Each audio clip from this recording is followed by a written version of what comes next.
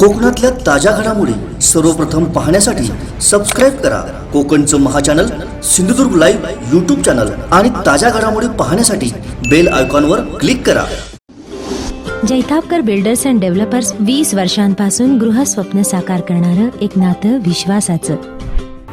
कणकवलीत संदेश पारकर आणि समीर नलावडे गटात बुधवारी झालेल्या राजकीय राड्या प्रकरणी दोन्ही गटाच्या आरोपींची जामिनावर मुक्तता करण्यात आली।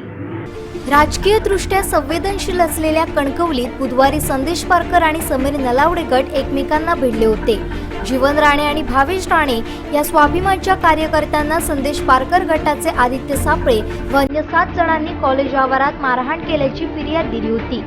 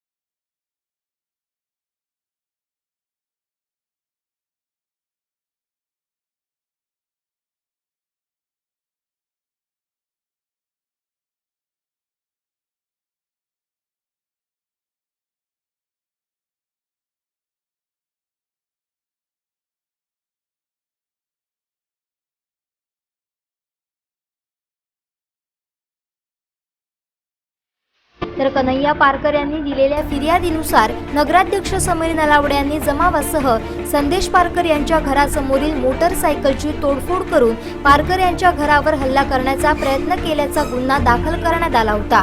गुरुवारी दुपारी दोन्ही बाजूच्या आरोपींना पोलीस निरीक्षक शिवाजी कोळी यांनी अटक करून कणकवली न्यायालयासमोर हजर केले। न्यायाधीश सलीम जमादार यांनी दोन्ही बाजूंच्या आरोपींची जामिनावर मुक्तता केली। त्याच्यामध्ये दोन्ही परस्पर विरोधी गुन्हे दाखल झालेले होते। त्या गुन्ह्यामध्ये त्यांना सर्वांना अटक करून कोर्टात हजर केलेलं आहे।